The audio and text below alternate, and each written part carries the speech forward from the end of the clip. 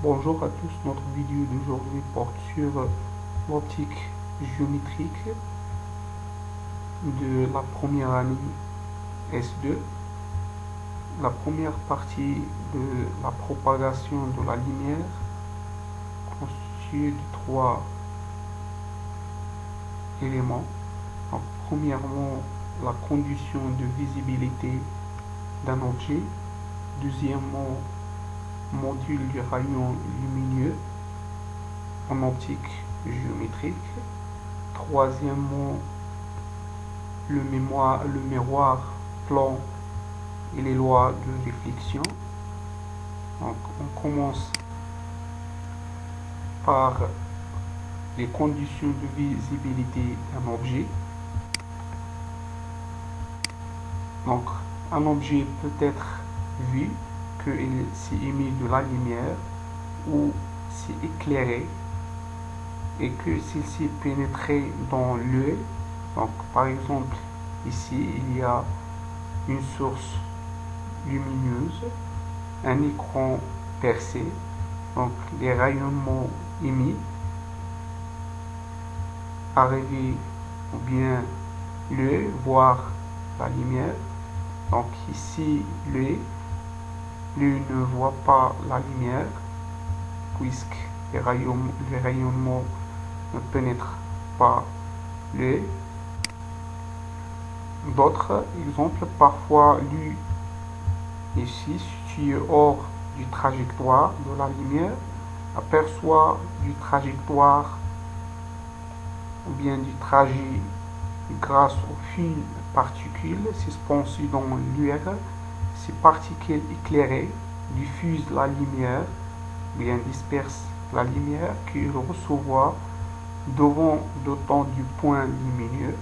Donc ici une source lumineuse, un écran percé, trop ici, donc les rayonnements lumineux. Il y a des particules suspendues dans l'air, donc ces particules divisent ou bien dispersent la lumière, donc elles fonctionnent comme des sources secondaires ou bien des sources lumineuses secondaires. Donc ces sources ou bien ces rayonnements diffusés lui voir le trajet de la lumière. Donc il est visible. Donc هنا نتذكر القولة الشهيرة لابن الهيثم الذي قال لا نرى الأشياء وإنما نرى النور المنبثق منها، مثلا كالمصادر السورس لومينيوز، المصادر المضاءة نراها لأن النور ينبثق منها أو الإشعاعات تنبثق منها. وكذلك الأشياء التي تعكس الإشعاعات، أي الشيء عندما يستقبل الإشعاعات الضوئية يعكسها، وبالتالي نراه كأنه يبعث هذه الإشعاعات أو كمصدر ثانوي للضوء، une source lumineuse secondaire. وبالتالي يعد ابن الهيثم من رواد l'optique géométrique ou bien le basariat en général. Deuxièmement, module du rayon lumineux en optique géométrique. Alors, nous avons vu que la lumière présentait une double nature, c'est-à-dire la dualité ou bien la théorie de Broglie. Donc, chaque particule de masse m mue d'une vitesse v peut associer une longueur d'onde. Donc, par conséquence, la lumière de la nature ondulatoire et corpusculaire, c'est-à-dire لها طبيعة موجية وجسيمية. Alors, l'optique géométrique s'affranchit cette dualité et on considère la lumière uniquement en termes de rayons lumineux. Sous cette approximation théorique et géométrique, on suppose donc que dans des milieux transparents et homogènes, la lumière se propage suivant les lignes droites issues de la source. Ces lignes droites sont alors appelées les rayons lumineux. Alors, comme on remarque, les rayons lumineux sont les directions de propagation de la lumière. Ils n'ont pas de réalité physique en particulier, ce ne sont pas les trajectoires du photon, puisque la lumière, d'après Schrödinger, constitue des grains d'énergie appelés le photon.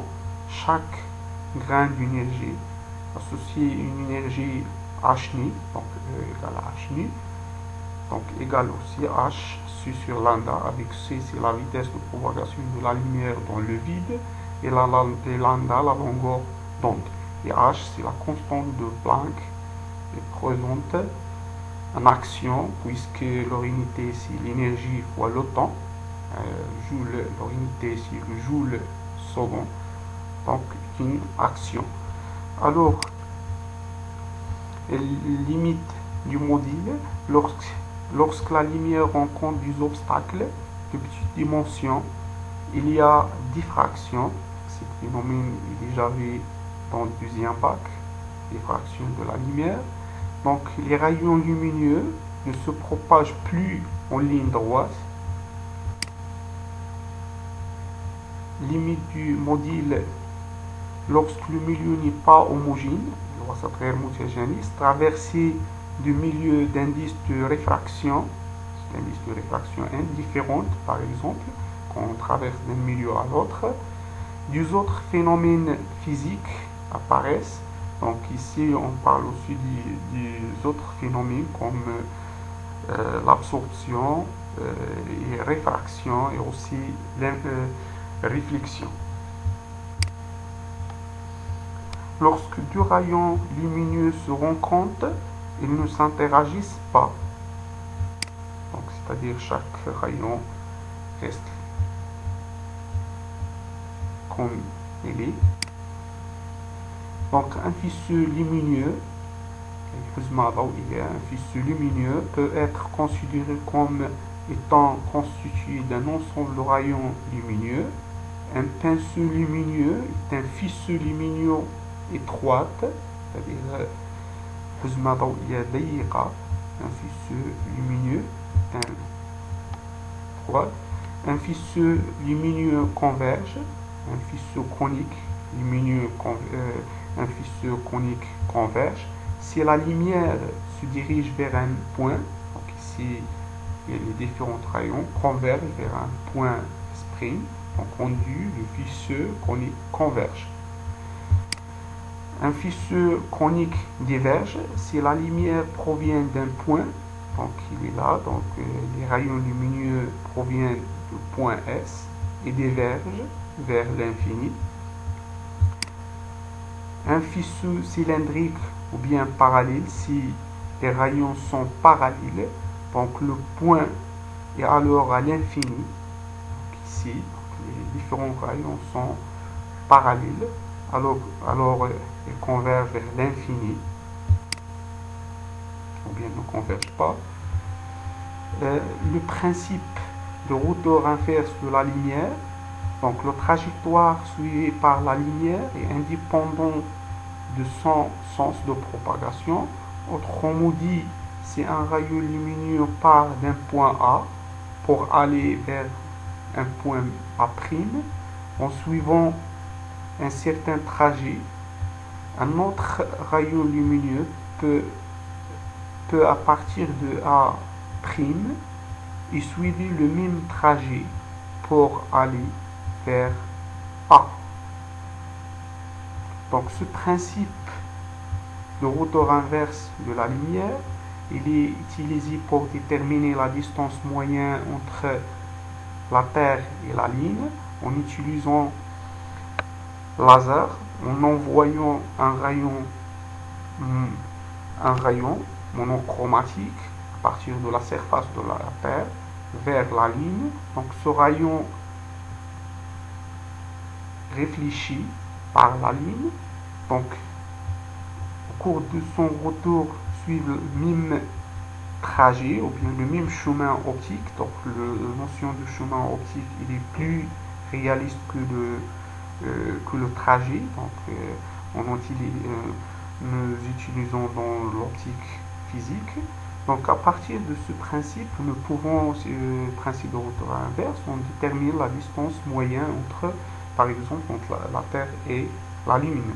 Donc, avec, on a la vitesse de propagation de la lumière dans le milieu, on utilise C, c'est à peu près la vitesse de la lumière dans le vide C, égale la distance D sur le temps, hein, avec le temps de Parker, c'est delta T, égale 2 fois, donc et la distance parcourue ici de D, et aussi sur delta T. Et à partir de ça, on va déterminer D, donc qui est égal à C fois delta T sur 2. C'est D et ici c'est la distance moyenne entre la Terre et la Lune. Troisièmement, le miroir plan, les lois de réflexion. Donc, un miroir plan est une surface parfaitement réfléchissante, miroir et mirror. Donc, miroir ici, un miroir plan qui est une surface parfaitement, bien totalement réfléchissante. Premièrement, c'est la loi de Descartes relative à la réflexion. Donc, ici, en voyant un rayon, cet rayon a appelé le rayon incident. Quand il frappe la surface de la lumière, il va réfléchir. Donc ici c'est R, le rayon réfléchi. Donc la première loi de Descartes, le rayon incident et le rayon réfléchi sont dans le même plan. C'est ce plan-là, appelé le plan d'incidence. Ça c'est la première loi de Descartes de réflexion ou bien relatif à la réflexion, toujours le rayon incident qui est là et le rayon réfléchi qui est ici sont dans le même plan, ce plan-là appelé le plan d'incidence. Deuxième loi de Descartes relative à la réflexion, donc ici le rayon incident forme un angle I avec la normale sur la surface du miroir, la normale N, N', c'est l'angle appelé l'angle d'incidence, et aussi le rayon réfléchi R constitue un angle R, l'angle de réflexion, noté R. Alors, la deuxième loi, elle dit l'angle d'incidence I égale l'angle de réflexion R. Et ça, la deuxième loi de Newton, plutôt de Descartes relative à la réflexion. Donc بهذا ننهي هذا الجزء، نلتقي إن شاء الله في الجزء الثاني. وكذلك الأعمال التطبيقية لديدي. لا تنسوا الاشتراك في القناة والتقاسم مع الأصدقاء لكي تعم الفائدة، ذلك تشجيعا لنا. وشكرا لكم، رمضان كريم.